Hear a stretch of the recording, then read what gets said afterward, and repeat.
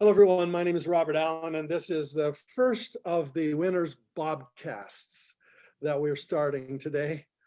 BOBcast is where we share ideas with myself, some of my own thoughts and strategies, and some guests that I'll be bringing on over the next 90 days. So welcome to our first episode of the BOBcast.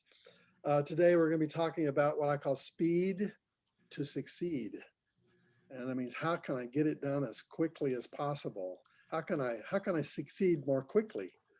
So this is the episode number one, and speed to succeed is what our conversation is going to be about. Speed to succeed at what? So the question you should be asking yourself is, what do I want to succeed at? What do I want to make happen? You select, just I think like major corporations around the world, you select your 90-day process, and companies will report quarterly, and they will share their results to the world every quarter. So, I think it's a very good way to kind of calculate, to figure out what you want to report on a quarterly basis, because you are a stock. You have value as an individual. Your stock goes up and down in value. Your net worth and who you are and what your value is increases or decreases depending on what happens, on a daily basis. So if you kind of start thinking about how to report your progress on a 90-day basis, it forces you to make decisions, and it forces you to say no to some things and to say yes to other things. It forces you to, no, I'm not going to work on that this quarter. I'm going to work on that next quarter. So you get to focus on what you want to get accomplished. And so that's what we're talking about. The speed to succeed is how can you get things done more quickly? So the first part of speeding to succeeding is choosing a few things you're going to focus on, and then everything else you're going to say no to. So it's just one of the decisions you have to make if you want this to speed to success, right? So there's a quote that I've learned a long, long time ago. It's called the speed of going slow. The second part of speeding to what you want is to go slow enough to prepare yourself so that you get into the process of doing your success process, that it actually gets done. Sometimes we launch into things too quickly. We don't prepare ourselves well enough. And so my job for you to be thinking about this process is, what do I do to make sure that when I launch, that things get launched properly, right? So that's called the speed of going slow. And the speed of going slow, so hold on a second, is doing a checklist. Like anybody who gets in an airplane to fly from one location to the next, they do a checklist before they get in the airplane, and then they file a flight plan. And every great airplane you see flying across the sky, before they got into the plane and started the engines, they went through a checklist. And this checklist is part of the speed of going slow. I mean, why take the time where, they're a busy airline. They got people in the back. They need to fly to get to where they said they were going to go. But they planned before they left to spend time doing their pre-flight checklist. And this is a pre-flight checklist for a Boeing 777. This is what the old flight list used to look like on the left there. These are the books that they used to go through, and now we have it digitized. But the question is, I want to ask you is, what is your pre-flight checklist? This is a plane that I bought 40 years ago. When I was 28 years old, I was making some good money, and I was spending it on all the wrong things. And this is one of the things I spent it on. But I wanted to learn how to fly. And so I bought an airplane to be able to fly in it. And this is the plane. And when I got into the plane, we did a checklist on my Cardinal 177, and we filed a flight plan. So we went slow. We slowed down to plan a proper foundation. So what I'm going to be sharing with you over these next several sessions is how you plan and prepare yourself in your daily private victory so you can have a daily successful public victory, as my mentor Stephen Covey would say. I've looked back over my life and I've seen that in my lifetime, I've succeeded at many things and I've failed at many things. And some of the things that I've succeeded at, there were things that I did to prepare myself. And I thought through it carefully, and I had my plans all laid out, and that I followed those plans. And there's other times in my life when I had a plan and I failed at it. So as I look back over my lifetime, as all of us can do this, where did I win? Where did I lose? Why did I win? Why did I lose? You know, now in hindsight, we get to go back and we go, oh, that was incredible. That was a major year of my life, that we had unbelievable growth. And then there are some times in my life when there were catastrophic, stupid mistakes that I made. It cost me 10 years of slowing down, right? The pain of those losses. It cost me money. It cost me time. It cost me health. It cost me relationships, or it hurt my relationships for periods of time with some of my team members. Some teams I had to disband, to send them off around the world, not to work with me any longer. And off they went to create their own life in the future. It was very expensive. These failures were costly, you know? So the question I'm going to ask you is, if you could slow down enough, not be in the rush of things. So life is coming at you, as they say, life is coming at you point blank. And sometimes you don't have hardly time to prepare for what's coming at you, especially now. And there's so many distractions on your cell phone and everywhere else you look. How do you prepare yourself to stay focused so that you're ready when these distractions come, and that you can. So this book, The 4 Maps, is my attempt at summarizing the habits that I set for myself to accomplish lots, and also the habits I didn't have that caused some of the failures in my life. So this is basically my take on how you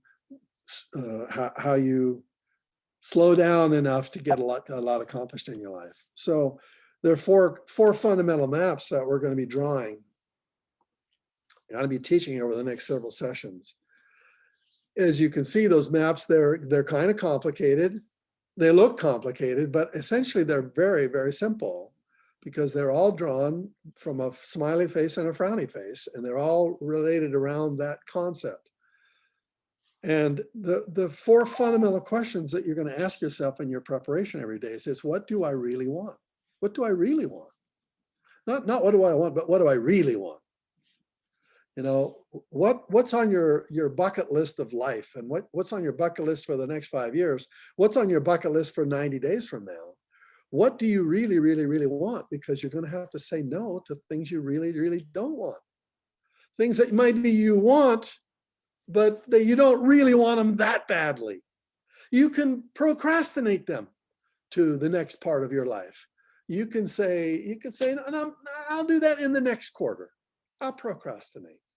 And so there's what we call positive procrastination and negative procrastination. Negative procrastination is usually based on fear. And we put things off because we're afraid to do them. And therefore, that's negative procrastination. Positive procrastination is where you decide, I'm not going to do that now. Why? Because if I do that, there'll be too many things on my plate, and therefore it'll ruin the entire meal.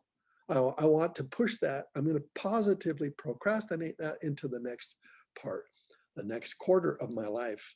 And I'm going to say no to even thinking about it. I'm going to just say no, and we'll do that next quarter. That's positive procrastination. You know, successful people are the best procrastinators in the world. Procrastination is not a bad word, unless it's negative procrastination. Positive procrastination is what all successful people do. They put things off. What do they put off? They put off the 80% of the things that can stop them from getting the 20%. 20% of the things you do give you 80% of your results. So that means a few things you do give you huge results. And lots of the things you do give you minor results. So we get to choose to procrastinate the 80% because it's high, the leverage is really low on it. There's not much benefit for doing a low leverage item on your to-do list. So you can procrastinate that to later in the day, later when you're feeling better about it, later when your energy is low, or you can procrastinate it completely until the next quarter. Positive procrastination means I want to do lots of things. In order to succeed, I've got to do a few key things, but there are some things that on my to-do list for, things I want to get accomplished, I can push off, procrastinate positively until the next quarter. So the questions, what do I really want, is a very, very profound question. It really helps you decide, and it takes time. Let's talk about, the speed of going slow. It takes time to finally figure out what you really, really want. Sometimes it takes days, sometimes months. Sometimes when you draw your maps, you start off with what you thought you wanted, and then, a couple of weeks in it, you go, to tell you the truth, I don't really want that. So you get to start all over again with, this is what I really, really want. So we'll be talking about that in a second. The second question is, in the second map, the question you're asking when you do this map, which I'll teach you how to draw, is what could stop me and what could help me? There's this book I've mentioned in some of my our inner circle calls. Not everybody on this call now is part of the inner circle, but in our inner circle call, I talked about a book that I loved, which is called Who, Not What. In other words, find out what you do well and procrastinate or delegate everything else. And sometimes you have to decide who's going to help me get this thing done. Maybe they're the one that should be doing it and not me. And then who could stop me or what could stop me? It's a question that we think about, we prepare in advance before the day starts. We think about it. What are some challenges I might have today? This takes time to think about. Therefore, this is what I call the speed of going slow. You slow down and go, looking over the next day, what do I think could slow me down? And where are the champions that might help me? Are they invisible? Is this the providence that is going to move me and help me? Is God going to step in and supply me with visible or invisible angels to move me along my path? It's just a pondering that question, and that's the map. The next question is, okay, part of the preparation is going through these first two questions. What do I want? What could stop me? How do I prepare? It's going slow. It's the speed of going slow. It's actually investing time. The investment of time gives you a return on your investment. Means if you spend the time preparing, planning, and getting ready for the day will go better. The day will go easier. The day will go faster. You'll get more done that day. You'll be less distracted that day. So it's a very powerful map, and then finally, how do I get there? Literally, really, what am I going to need to do today? What am I going to need to do this week? What do I need to do in the next 90 days? I can guarantee that corporations know the answers to those questions. They figured it out. They know what they want to get done within 90 days, and they're going to report it to the world. And that what they report is going to directly affect their value. Did you get that? If they report less than what they projected, their guidance is what they call it. Their guidance. They're trying to guide the reporters who are reporting on the financial matters. They're giving guidance. They're saying, generally speaking, we think we're going to report like $5 per share profit this quarter. And if they miss their guidance, guess what happens to the stock value? They lose immediately, sometimes billions of dollars, depending on how big the company is. So you're going to report. You're going to give guidance. You're going to say to the people around you, you're going to declare it. You're going to say, I declare that my value is going to increase this next 90 days by what? How is your value going to increase? It's going to increase by the things you say you want. You're going to want more love in your life. You want more money in your life. You want more health in your life. You want more free time in your life. How is your life going to be improved? You're going to declare it. You're going to give guidance to the world. And if you miss your target, you miss your guidance, the world will devalue you. Why will they devalue you? Because you gave your word and you broke it. You didn't actually achieve it. So therefore, just like in major corporations, your value dramatically drops instantly because you reported, because you gave your word and then you broke your word. And therefore the world goes, we can't trust them. You know, they gave guidance and they missed it. So we're going to take our money somewhere else. Well, in a sense, that's what happens with all of us. When we give our word, we give our guidance to the world saying, this is what we're going to get done. If we don't get it done, our value goes down, right? And don't want that. Don't. So these 4 questions are the questions that we're trying to ask during this speed of going slow time, during this time of preparation. And it takes 15 minutes to 30 minutes a day, really, in order for you to kind of create these maps that I'm going to be showing you how to draw here. The clarity map is map number 1, and clarity is speed. It's just the same word. If I'm clear, I'm going to get there faster because I won't be doubting myself. Like, do I really want this? No, do I really want that? You get this objection coming in with this distraction. Do I, and so we spend time trying to decide what we really want, and that slows us down. So when you have clarity, you have speed to succeed. So the clarity is really, all these 4 maps start off with this same fundamental structure, which is, this is where I am now, and this is where I want to go. This is the frowny face me. This is the smiley face me. Frowny face is, I don't have everything I want. As a matter of fact, I may have some things I don't want. And then a smiley face is, this is what I want. This is what it looks like. And the first part of speeding to success is really just understanding who is the person who wants this ultimate vision in my dream house, with the symbols that I've got spread around. The dream house is you living in your dream home and having these assets, the money, that's what the dollar sign stands for. Whether if you're in Italy, you're going to use a euro sign there, right? If you're in whatever country, if you're in Great Britain, you're going to use a pound sign. But here in America, we're going to use a dollar sign. The symbol of the body there, that's your symbol for health. The symbol of the heart, that's your symbol for love. The symbol of the clock, that's your symbol for time. So if you have an ideal life, you have ideal time. You get to spend whatever you want, whenever you want, wherever you want, with whomever you want, wherever you want. It's just your time to do what you want, right? What's the love in your life? Love is the most important value you're ever going to be discussing in your entire lifetime. At the end of your life, they're going to ask you, did you learn how to love? And so let's make sure that on our 90-day objective that we haven't destroyed the relationships in our life while achieving what we said we want.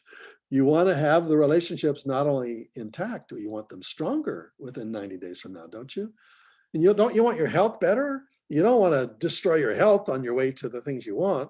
So literally, that's what speed to succeed and the speed of going slow is. It means I have to take care of my relationships. That slows me down. I have to take care of my health. That's going to slow me down. I have to be more organized. That's going to slow me down. The bottom line is, however, the speed, if we're all ready, if we're planned, if we're prepared, we're going to go faster. Ultimately, we're going to go faster. The speed of going slow. We have to invest every day. Have to, because we want to return on our investment 5 years from now, 90 days from now. If we want what we said we wanted, if we really want that investment to come to fruition, we have to spend time investing today so that can grow into what we want, right? So here we have this person in the very bottom corner with a box around him or her. And the box represents the limiting beliefs that are going to slow you down from getting what you want. Talk about slowing you down. I need to spend some time making sure that these limiting beliefs don't slow me down, or on the way to getting what I want, maybe I get what I want, but because of my limiting beliefs, I lose it. I lose it because I've got some beliefs about myself or my worthiness to accomplish it. And so these limiting beliefs are the walls that surround us every day. And every one of us lives within the walls of limiting beliefs. And they stop us, they slow us down, and maybe they cause us to fail from time to time. So I want you to take a blank piece of paper.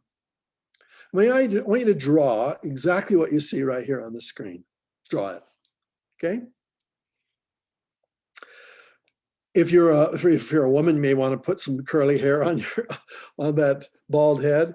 Down below it, you're going to write your name and the date today.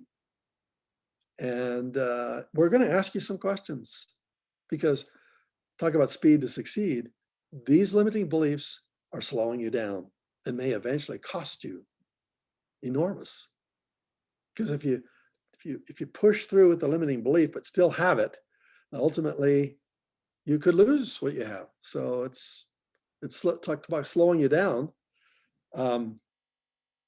Okay, so these limiting beliefs, I want you to be asking yourself this question: what are my limiting beliefs? Everyone's limiting beliefs are different.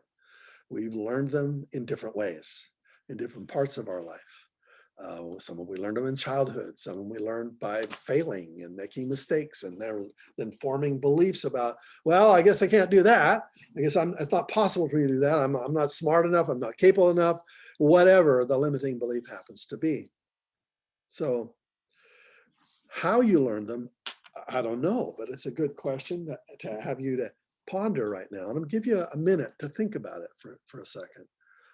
Yeah, if I could really identify some of these limiting beliefs for myself, what would they be? And as you're pondering, in this next 60 seconds, I'll give you 60 seconds and I'll be silent so I don't keep bugging you. I'm going to give you 60 seconds starting in a few seconds. And I want you to write down that this is probably one of my limiting beliefs. Some of you may not know what they are. Some of you know exactly what they are. There's no winning and losing at this quiz. Just what are your limiting beliefs that you believe? What do you believe is your limiting belief? Maybe your limiting belief is you have a limiting belief. But hey, let's think about that in a minute. So I'm going to start the clock, and we're going to start here in just a second.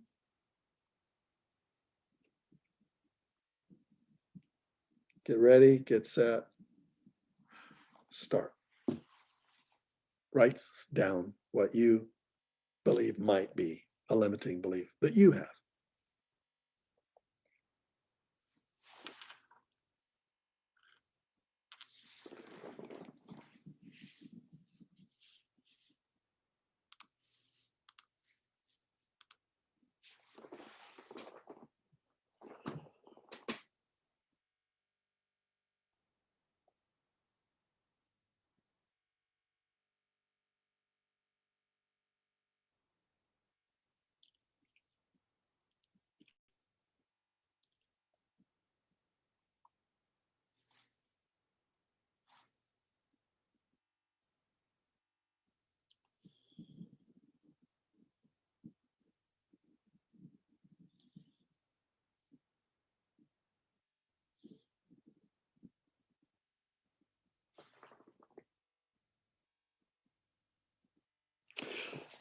Okay.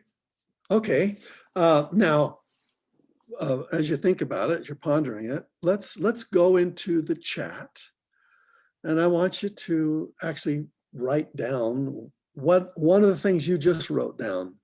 Pick one. If you have several, just pick one and put it into your chat. Just one. Which one do you think is the most serious, the one that really has cost you the most, the one limiting belief that if you could remove it, that would really be good. So go into the chat. Everybody go into chat right now. And let's have everybody type in what you wrote down you thought was a limiting belief for you.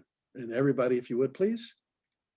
I see lots of suggestions in here. Lots of, yeah, good.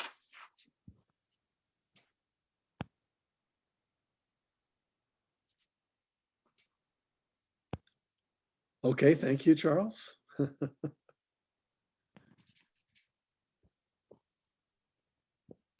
You're welcome. Yes. Yeah, okay, good. Good. There we go. Oh, this is delicious. Wonderful. Yeah, okay, good. Can I do it? Says John. Procrastination. Can't get past myself. It's hard to generate passive income. I refuse to come across as pushy. Oh, okay, good. All right, thank you, everybody. Laziness. I'm different from other people, going back to childhood. Okay, good. I'm not a good writer. A publisher won't put my books on their shelves, you know? So sometimes a limiting belief, let's go back to our screen again. A limiting belief, once you've decided what it is, sometimes it literally stops all thinking about that. Once you've decided that is your limiting belief, it's almost like you don't question it any longer. You go, I mean, since I don't know how to write very well, the publisher probably wouldn't want to publish my book. Therefore, because of that limiting belief, whomever put that in there has made the decision not to write. Therefore, the limiting belief limited them in their action. They had the belief, they bought it, they bought into it, they stopped even thinking about it or questioning it. So I think the first step in a limiting belief is, first of all, identify what they are. And second of all, question it. Like, is that really true? Is that sometimes we form these beliefs and we don't even question them anymore. So let's figure out what are some of these limiting beliefs. Now, you have your blank piece of paper in front of you. So at the top of your blank piece of paper, I want you to draw a line. You can literally draw right on the square there. I want you to draw what one of your limiting beliefs is that you wrote down in the last minute of our conversation. More than likely, everybody usually has a fear that slows them down and that limits them. And some of you don't, but most of the time, when I'm asking somebody, what's one of your limited beliefs, they'll share a fear. And the fear is going to be one of these fears: a fear of failure, a fear of embarrassment, fear of abandonment, a fear of rejection, or a fear of success. These are usually fears that kind of are in there. And a lot of times we have a fear of failure because maybe we failed a bunch of times and we finally learned, I'm prone to failure and it's expensive to fail. Therefore, I'm afraid of failing. Therefore, I'm not going to question that fear any longer. I'm just going to have it. So if fear was one of your limiting beliefs, then write down what fear that was in that spot where I put the line there where the fears are. If fear is not something that slows you down, then you don't have to write anything. Write something else, okay? Now, I want you to turn your page that you've been writing your notes on, turn it 90 degrees to the right, okay? And you can see when you turn it 90 degrees to the left, when you turn it 90 degrees to the left, you'll see your fears is written on the left-hand side, and you're going to write another limiting fear. or a limiting belief. Okay. What might that be for you? I can tell you what mine are. We're here talking about yours. What do you think? I want you to really write it down. Write down what you think it might be. Okay, everybody? Done that?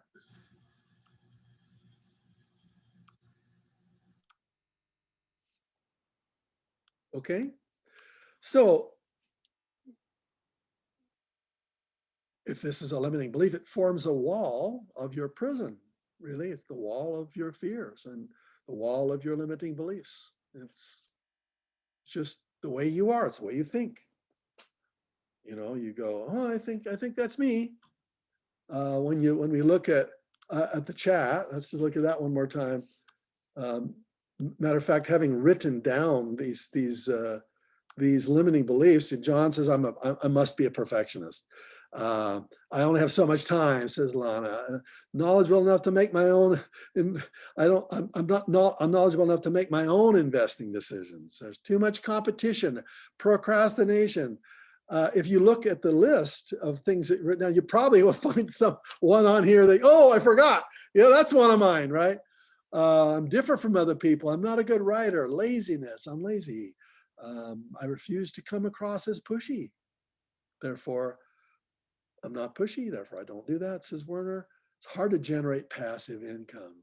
I can't get past myself. Can I do it? That cannot have perfect. You can't have perfect health without pain. And I don't know if I want to pay the price of pain, right? I'm not organized enough. I don't have the knowledge or the skills, or there is a better way than the one I know. I don't deserve good things. You know, think about how powerful that one is. I don't deserve to get a good life. It takes money to make money. Talk about a limiting belief. Hey, my entire life has been about making that one a lie. It doesn't take money to make money. It just takes the right kind of knowledge. You don't need money. So you need to get rid of that one belief. You're not worthy. It's too difficult to accomplish, too easy to procrastinate. I'm old. I'm fear of being judged. That's what I call it, fear of embarrassment. You know, if you're judged, somebody's going to judge you. I don't know. Justin says, I don't have any limiting beliefs. And I would probably say to Justin, baloney. Because if you don't have what you want, you have a limiting belief, period. Say it same to Charles. I'm going to say that to you, Charles. You don't have what you want, you have a limiting belief. You have limited funds. I'm not organized enough. I doubt things will change and the money will come. Making the wrong money block, fear of failure. See, everyone has something that they put down as a limiting belief. Back to our chat, or back to our, what is it that might be slowing you down? I'm not trying to give you limiting beliefs by identifying what they might be. Of course, I'm a big thinker myself personally, and I want to get big things done. But everybody has blind spots. Everybody has blind spots. Everybody has blind spots. And these may be limiting beliefs that you're not even aware of. But as you live life, you finally have this huge ahas throughout life where you go, oh my gosh, I didn't even realize that. Oh my goodness. Yeah, well, duh, if I'd just known that, 20 years ago, look how much I would have gotten done. These blind spots are limiting beliefs, that slow us down.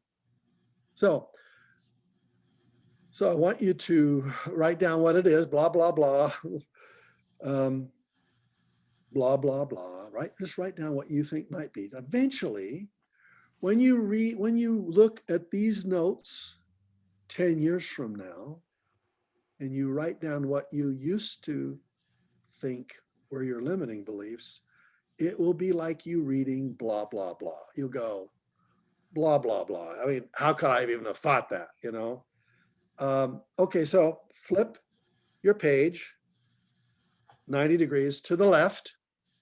And you'll see that it looks like this. And you've got a couple of walls written on. I want you to write another, maybe a limiting belief that you might. Maybe it's the limiting belief that you don't know what your limiting belief is. And sometimes just asking yourself the question to your subconscious, your mind, you go, I wonder what my limiting belief might be. Just having that question you're asking yourself might cause you to notice things you hadn't noticed before. Maybe you just have never asked yourself that question. But anyway, what's another limiting belief that you might have? And write it down, yada, yada, yada. Okay, whatever it happens to be. Because one day it'll seem silly, but right now it seems real. It's real. It's like, yeah, this is my limiting belief. Okay, now flip. So everybody write down something. Okay, thank you.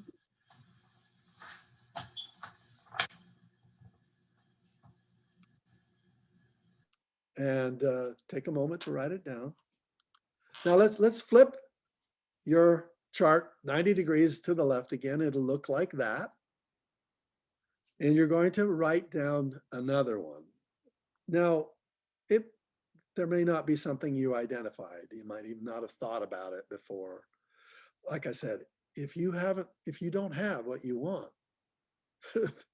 there's a belief that you're dealing with at some level. So what do you think that might be for you? And if it's so fee, fi, fo, fum, right? Write down whatever your limiting belief you think it might be.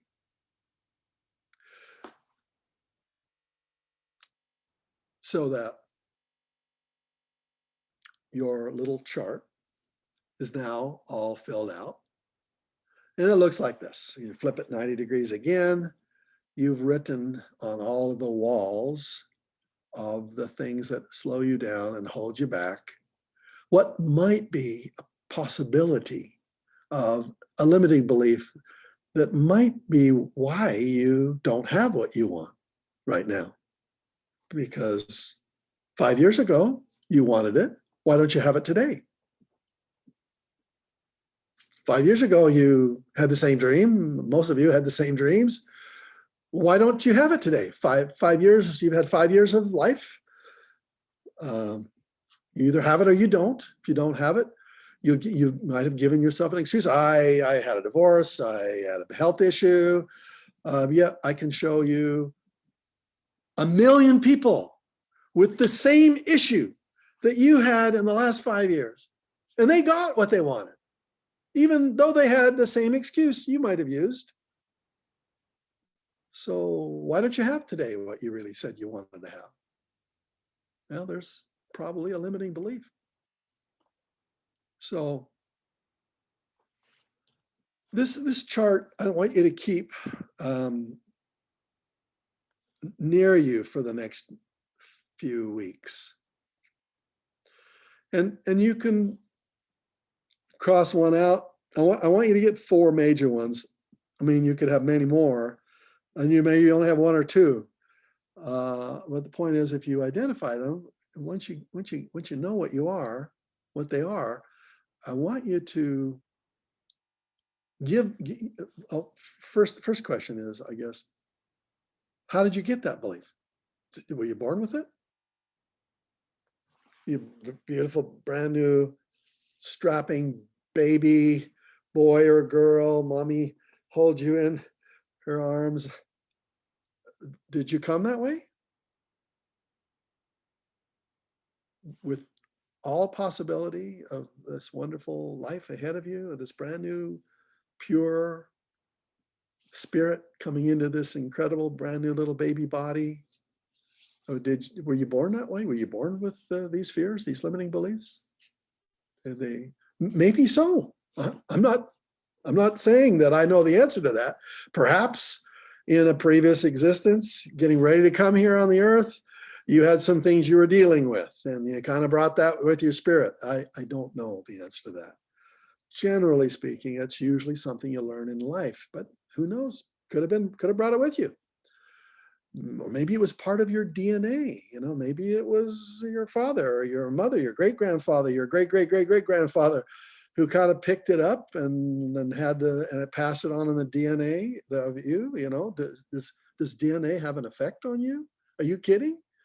Those two chromosomes come together, from the woman's and the man's two chromosomes come together, they bring with them defects, physical defects. It didn't come, you didn't have it. When you brought your spirit into your body had it from your mother and your father. A good friend of mine has children that have died of cystic fibrosis, and has one child is still alive from cystic fibrosis. One of her children had a child tested in pregnancy to make sure that the child didn't have cystic fibrosis. And when the child was born, it had cystic fibrosis. And they tested to prove that it wouldn't. And because they saw their sibling die from cystic fibrosis. And so this one sister who didn't have cystic fibrosis wanted to make sure that she didn't have a child like that. And when the child was born, cystic fibrosis. By this time, she was pregnant with her second child, who also had cystic fibrosis. So, the woman and the man both have to carry the gene, the defective cystic fibrosis gene. If only one of them has it, when the two parts of DNA come together, the chromosomes come together, if only one of them has the cystic fibrosis gene or defect, then the child doesn't have cystic fibrosis. But if both of them have it, child has cystic fibrosis. So what I'm saying is, some of these defects, I don't know where they came from. Some of them could be physical, that came through your DNA line. Some of it could be experience you had in life that forced you to create a belief. And so the question I'm going to ask you is, where do you think it came from? Do you know? Can you think yourself out of it? If you formed that belief somewhere, could you rethink the way in which you formed it? The younger person who formed that belief was probably too young to realize that forming that belief would have consequences in a lifetime. And that if they could go back to that young child who formed that belief, and they could say to that young child, as from an adult perspective, whisper in that young child's imaginary ear, from when it started, from that belief started, it's really not true. You're not worthless. That parent of yours might have said you're worthless, but it's not true. You're not only not worthless, you're priceless. Priceless. There is no value. Nobody can put value on your life. It's priceless. And although somebody might have said that you were worthless, but why did they say that? More than likely, someone else told them they were worthless. And so they're just repeating a chain of lies that finally landed on you. And you get to make the change. And you get to decide that from now on, I'm priceless. And I'm no longer worthless. I have value. I'm capable. I can do it. I'm valuable, And so you get to make the decision that from this day forward, you get to decide that that's the belief you want to spread amongst the people that are around you, or not, or you can keep that limiting belief, right? So the first question is, where did I get it? Where do I think it might have come? Maybe you don't know. Maybe it's just a whole chain of things, just the way you kind of see the world. But if you know where it is, it'd be interesting to be able to identify that. Second thing I want you to do is I want you to give that belief a name. Yeah, I want you to name it. All right, so your fears, what would you name that fear? What if you could give it a name? I'm actually talking about a name of a person. Like you could name it any name. Is it Bob? Is it, is it Fred? Is it Lucy? Is it, Jana? How would you name that fear or that limiting belief? If you could give it a name, what would you give it? It's just fun. It just kind of write down a crazy name that you think that fear represents in your silly mind, What would you call him or her?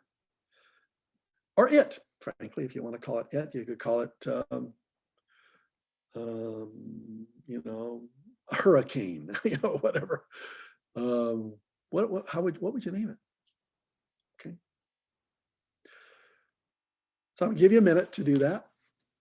Name these crazy limiting beliefs that have slowed you down. Okay? You have a minute to do that.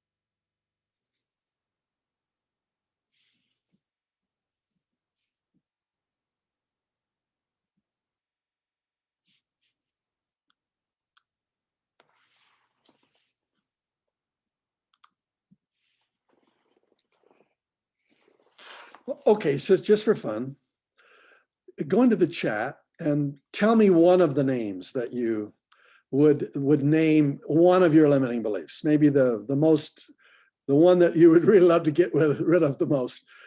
What name would you pick for that fear? Okay, so everybody, let's go into the chat and let's have some fun here. What did you name your limiting belief?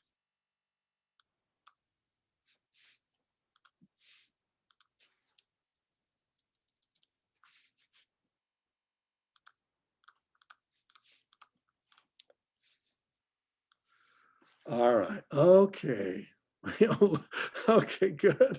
Bubba, Flood, Beverly. There's a good Beverly. Dirty little rascal. Nice. Liar. Ooh, I love that one. Trojan. Devil. Stewart. Exes, like she wants to name the exes from the past. Lucifer, Lucy, Ethel, and Fred. Okay, good. Dennis, Mo, Dumkov, Mayamoko. I'm not sure what that one is. What's that one, Tanya? What does that one mean? Mayamoko. Mayamoko? Is that an Italian word?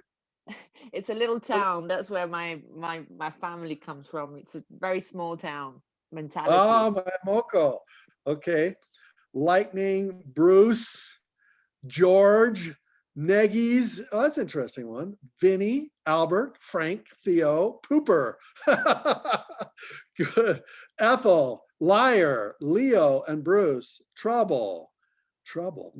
Add overwhelm. Willie, it gives me the willies. That's good. Dunkopf, that's a spelling of Dunkopf. I think that's the German spelling. Kismet. Okay. Okay, so everybody has kind of written down some names for your limiting beliefs. Make sure you write them on the chart.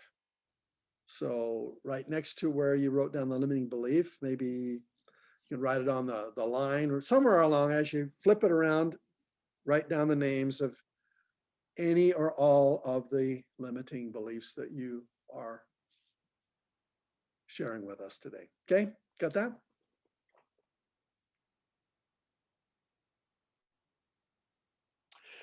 So everybody's chart is going to look different.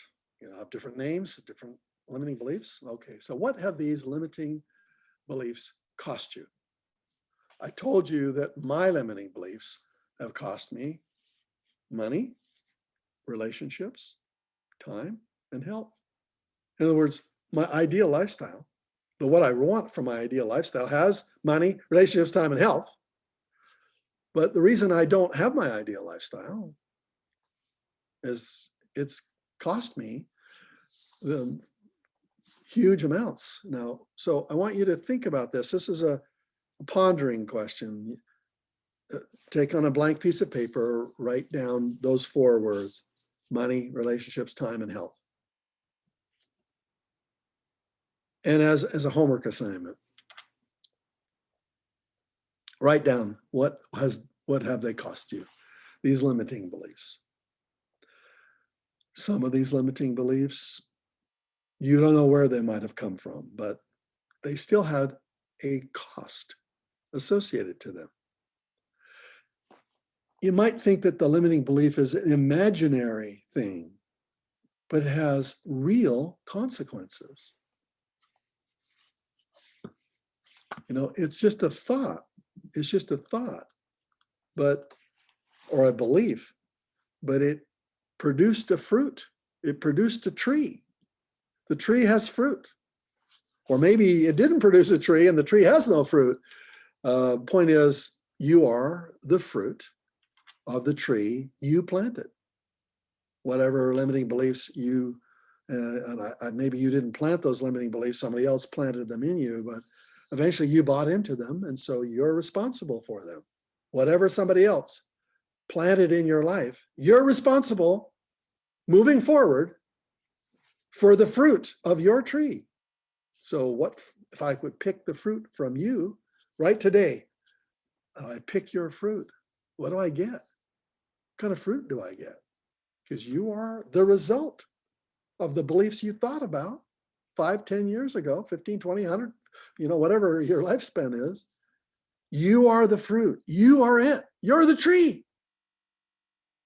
So what fruit do I get to pick from your tree? Do I get to pick relationships? Do I get to pick love from you?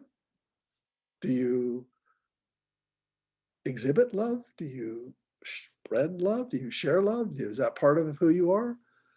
Money. Do I select all the material resources? Do you have them? Do you possess them?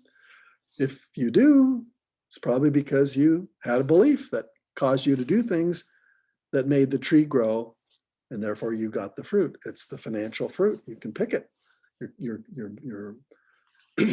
your credit, your collateral, your cash flow, all of it is part of your belief system. Do you have free time? You do what you want to do. When you get up in the morning, you do what you want to do.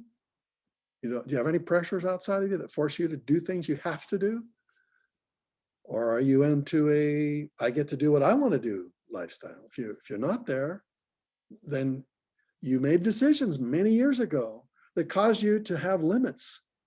So that today, if you don't have free time, it's a result of decisions that were made years ago, maybe decades ago. Maybe you're sitting in school, you decided you want to have a job and you have a career, and therefore you had to work for somebody else, and therefore that somebody else made you come to work at a certain time and made you leave at a certain time and took away your freedom from that because of a decision you made. And you have to own the results of your decisions. So if you don't have free time today, if the fruit of your tree is barren of free time, if there is no free time on your tree, it's because of decisions you made decades ago. And you didn't even question it. You just thought, yeah, I'm going to work for the rest of my life and I'm going to get a salary and then maybe a retirement, and then I'll do what I want to do then. What about your health? How healthy are you? Your tree of health is the decisions you've made that created the tree you have now today. Your body today is the tree of your decisions that you made many, many decades ago. And so you are living the results of the beliefs you've had. So the real question I want to ask you is, once again, how much have these beliefs cost you? If you don't have what you say you want, why don't you have what you say you want?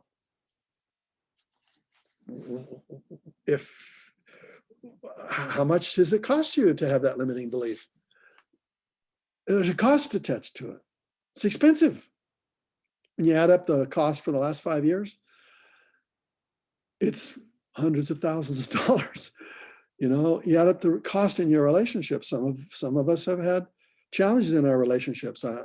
Luckily, I'm married to a woman that's as stubborn as I am, and we're going to fight it out to the bitter end, as one humorist called it a long time ago. We're married 44 years, ain't going to stop that. In fact, we're married for eternity, so that's not going to stop. So no matter what, no matter stupid things I do or stupid things she does, sorry, we're going to have a relationship.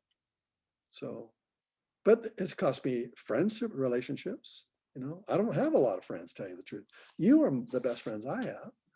I'm pretty much a loner most of the time. I don't go out with buddies, golfing and things of that nature. I'd rather read a book.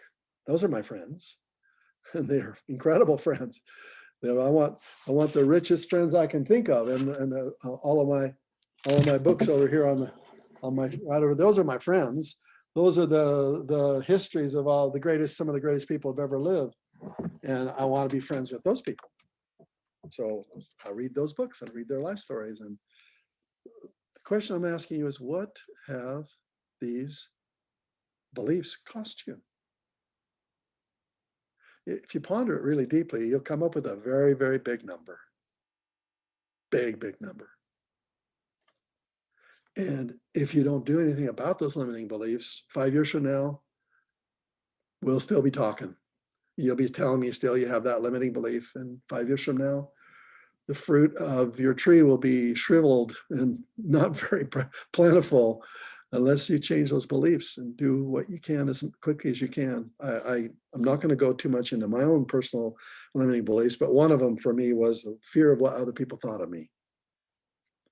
Oh my gosh, that one has cost me tens of millions of dollars.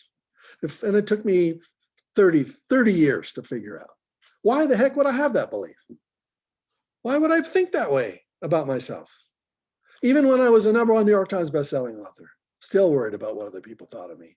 Silly, stupid, yada, yada, yada, fee, fi, fo, fum. It was a worthless belief that was just a belief that cost me tens of millions of dollars.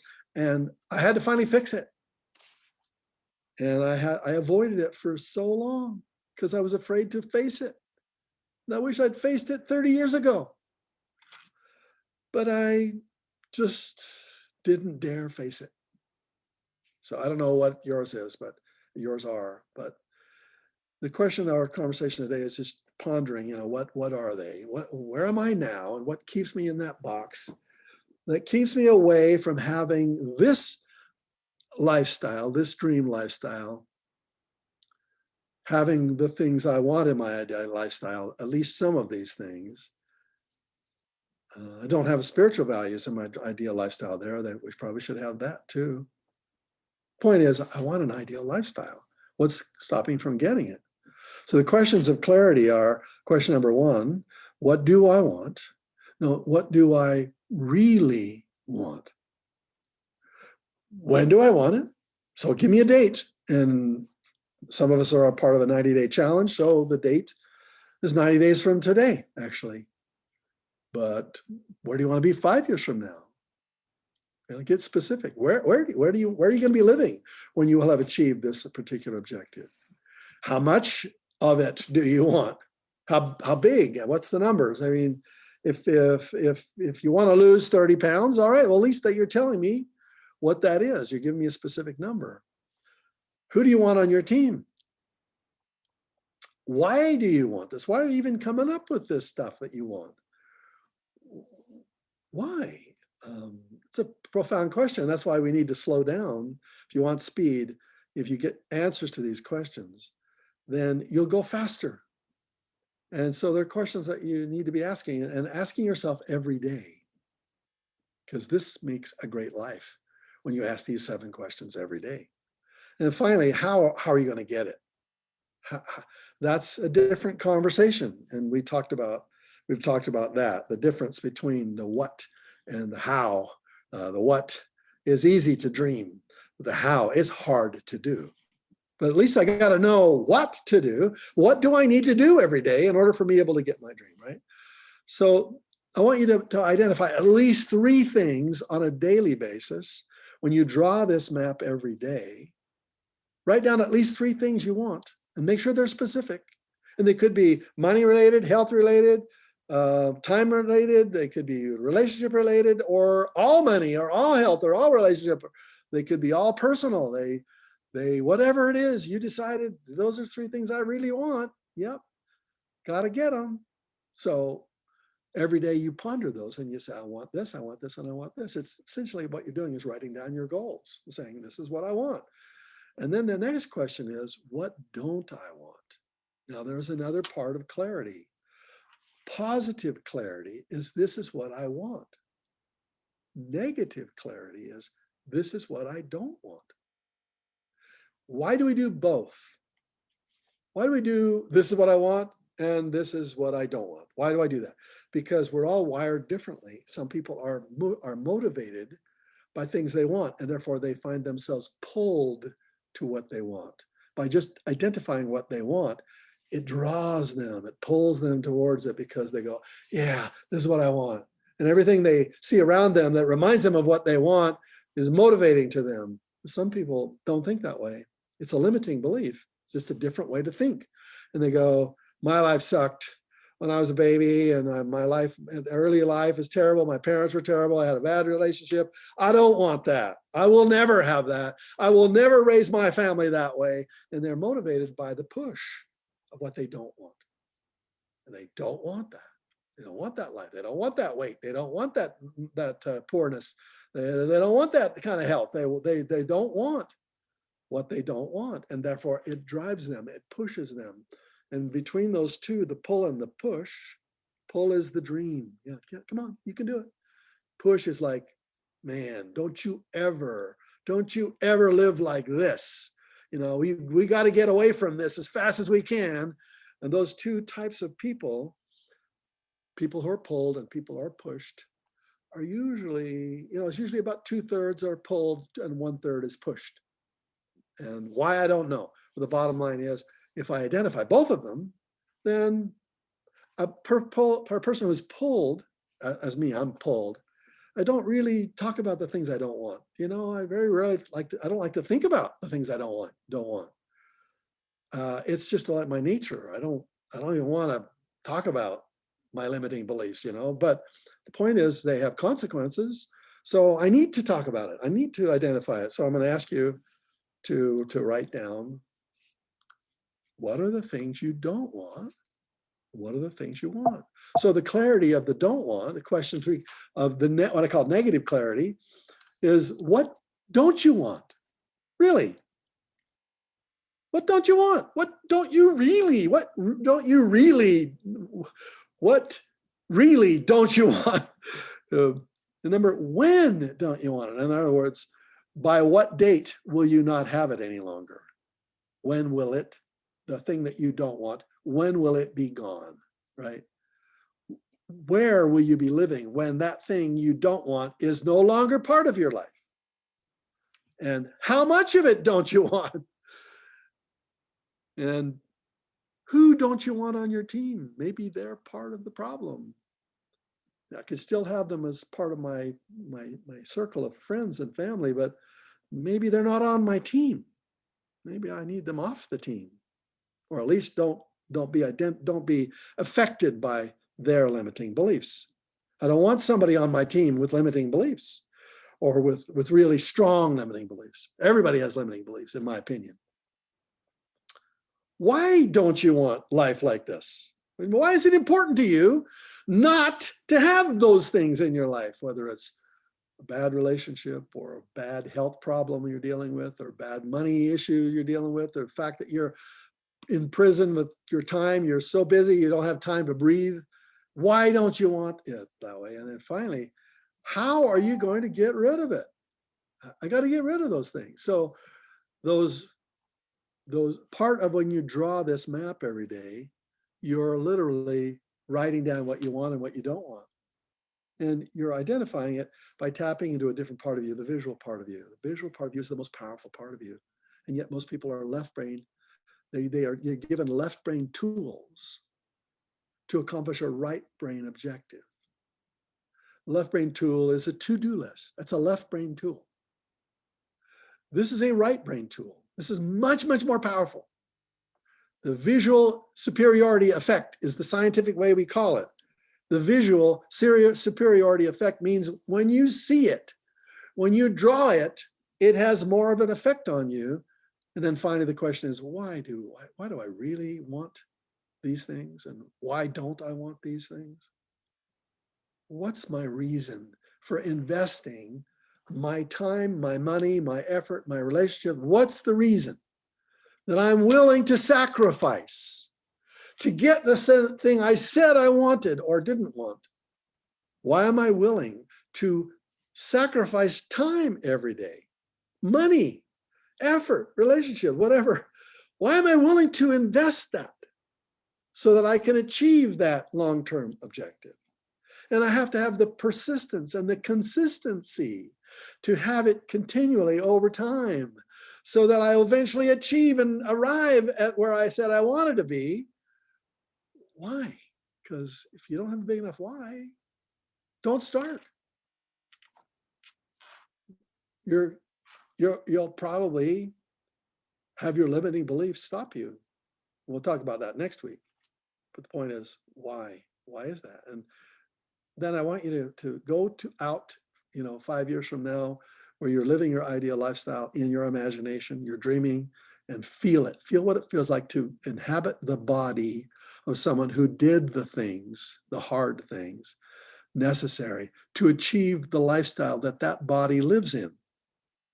So you'll have a body 5 years from now. Those of us who are hopefully still around 5 years from now will have a body, and that body will have feelings. And that body will experience things as you will live. And you'll wake up somewhere, and you'll wake up in a place where you call your dream lifestyle. What does that feel like? What's your health like? What are your relationships like? What is your bank account like? What are you going to do that day? Do you have to do anything that day? How does it feel when you get to decide today, that day, I don't think I'm going to do anything today. I think I'm going to go down to the ocean. But I don't live on the ocean. I actually live in Chicago. Then I'm going to fly. Where am I going to fly to today? Hawaii? New Zealand? Tahiti? Then you get on a plane and you just go. Wouldn't that be kind of nice? Yeah, that'd be easy to think, to believe, but you have to do the hard part. So I want you to feel what that feels like as part of the process of doing this map. And then you're going to put your name down there, put your date down there, and say goodbye to those 4 names that you have written around the walls of limiting beliefs. Say goodbye to Fred and Peter and liar and devil, or whatever words you used. Charlie. Say, Charlie, sorry, Charlie, I'm going through these walls. I'm going to go over the walls. I'm going to go under the walls. I'm going to go through the walls, whatever it takes. I've got to get through these walls because these walls have been expensive. If you look at the walls that are surrounding you right now, the walls of the limiting beliefs around you are 3 feet thick, 10 feet high, all $100 bills stacked up, 3 feet thick and 10 feet high, all around you. And it's just too expensive. And the best way to get around or above those walls, or digging underneath them, or blasting through them, those walls of expensive habits that we formed, is to one simple magic word. It's called imagine. Imagine what it would be like 5 years from now to live without those limiting beliefs in the lifestyle that I paid the price to get, and how proud you'll be in a humble way of what you did, because it was hard and you deserve it, but you did it. How does that feel? That's what I want you to feel. Now, our conversation today has been about the clarity map and how do you feed your dreams and starve your doubts. When you draw this map every day, it feeds your dreams and starves your doubts. Your doubts cannot exist in an environment of negativity. Well, let's put your doubts exist in an environment of negativity. They flourish in an environment of negativity, but they can't survive massive amounts of positivity. They just can't survive it. And so these massive amounts of positivity that you work on every day in your map, in your clarity map, it gives you a way to infuse your entire, conversation with light. Darkness cannot exist where there is light. And therefore, when you lighten up the way you'd like it to be with the dreams you have for yourself, you lighten things up, the dark can't survive. But if you don't lighten up your life with your dreams and the positivity that's there, the darkness actually grows and gets bigger and bigger and bigger. And we don't want that to happen, do we?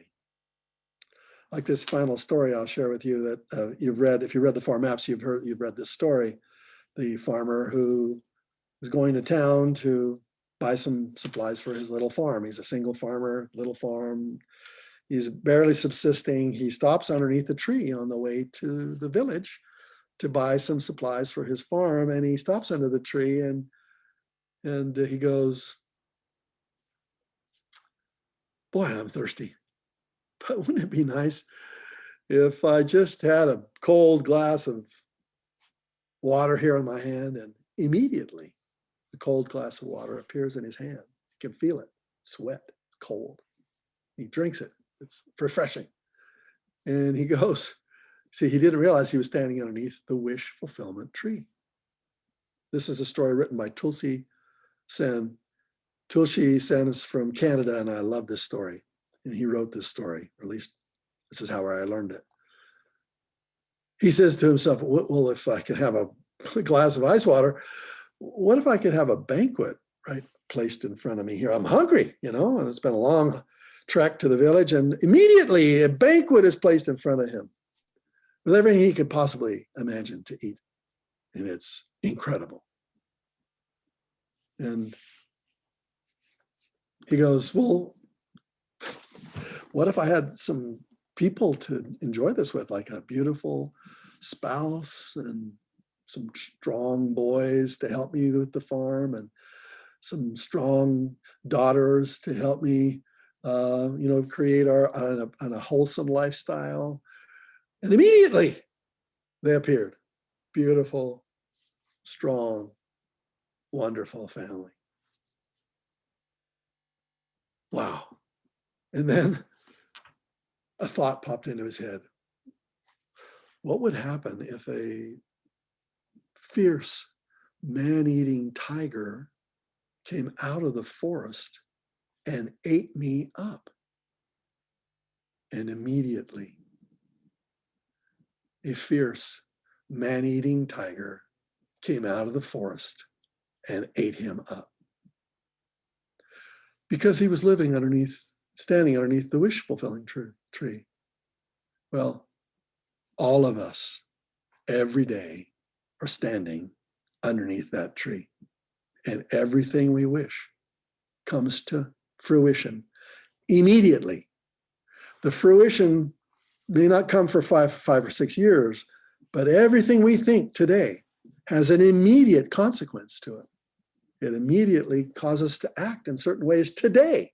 And the only time you have any power to act is today.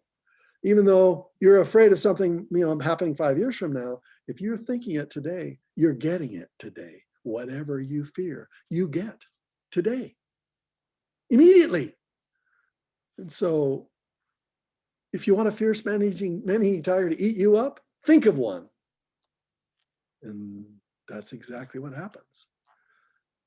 5 years from now, you have a bank account filled with money, or you have a bank account or a vault filled with nothing. When you show up at the bank vault where you wanted it to be filled, every safety deposit box filled with valuables and cash and gold and diamonds and everything else. And you show up 5 years from now and you see the vault is open and it's empty and all the boxes are strewn around the floor and there's nothing in it.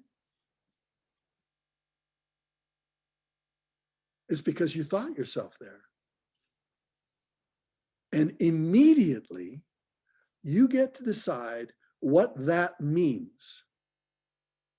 And if immediately you decide that this is terrible, this is horrible, this is awful, $100 gets sucked right out of your life immediately. Your bank account does not get filled, it gets actually diminished. Your future bank account gets shrunken with an immediate thought of something you thought today, right now. What would it be like if you went to work today and there was $2,000 in your bank account? When you got back home that night, there was only $1,100 and you thought, I didn't spend $900, but you had 9 negative thoughts that cost you $100 a piece. So if your bank account had an immediate consequence to it, you'd think differently about your thoughts. But your thoughts don't have an immediate consequence. They have an immediate consequence, but the result you don't see for 5 years from now, or 10 or 15 or 20. And then you get to see the tree and whatever fruit's on it. And so the immediate consequence is, imagine it's $100 every negative thought you think gets sucked right out of your bank account. But if you have a positive thought, ka-ching, immediately your 5-year bank account vault, your vault is filled with $100 worth of value. Immediately in the future. And so you get to show up at a bank vault filled with everything you've ever wanted, or a bank vault filled with everything, with empty of everything you've ever wanted. And it's all dependent upon your your consequential thoughts. And therefore these limiting beliefs are expensive. And you got to work on them, right? So we'll cover that next time in our conversation on the BOBcast, the Winner's BOBcast. We'll be talking about the next map for us to build, to slow down long enough to create the next map. So my friends, I wish you well. God bless. Have a wonderful day. Yes, if you would like to, so everybody can see what you learned, I'd love you to share with everybody what's an aha you got out of our conversation today. Put that into the chat right now so all of you can see. Yeah. Continuing stream of ahas, says Alan C. Okay, give me one. What my thoughts are feeding. Yeah, exactly. Good. Keep it up. Thank you. You need to review this again. Well, the link will be shared with you. The immediate impact of every positive and negative thoughts, immediate consequence, the wishing tree, what you think matters. Yes. What fruit would someone get from my tree? How my doubts are still stronger than my dreams. You must make your dreams more real than your fears. You must make your dreams more real than your fears. That's what I mean by making your dreams all 5 senses. Make them real. Smell it, taste it, touch it, feel it, hear it, experience it in all 5 senses, because your fears usually are not in all 5 senses. They're usually some, but feeling is a big one. Naming my limiting belief, thank you. Positive procrastination, had not heard of that. Created the reality I live in. You created the reality that you live in now. I can't afford any more negativity to affect the rest of my life. Having a vault waiting for me and how to make it positive. Focus on my wants and my dones. Looking deeper into my past and seeing where my fears come from. How I have limiting beliefs that I do not know about. Yeah, we all do, in my opinion. I have a roadmap for discovery, what it is and what it does not have to be.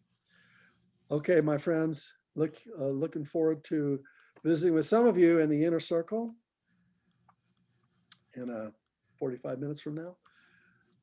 Thank you for sharing their thoughts with me. You can always go into our Facebook group and our Inner Circle Facebook group and share with the rest of them what they missed for not being here. All right. See you. Bye, everybody. God bless. Thank you. Bye-bye. What if I miss?